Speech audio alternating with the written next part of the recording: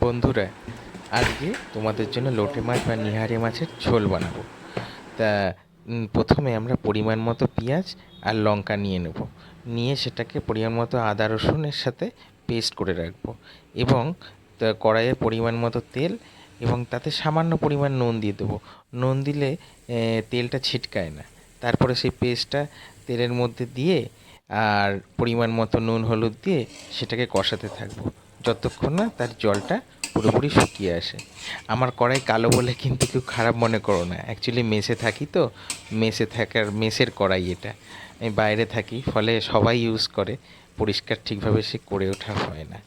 তারপরে পুরো জলটা শুকিয়ে এলে তার মধ্যে আমি লোটে মাছটা ছেড়ে দিয়ে, বেশি নাড়াবে না কিন্তু তোমরা, লোটে মাছটা জাস্ট ছেড়ে দিয়ে একটুখানি মশলাটা মাখিয়ে নিয়ে তাতে দিয়ে দেবে জল।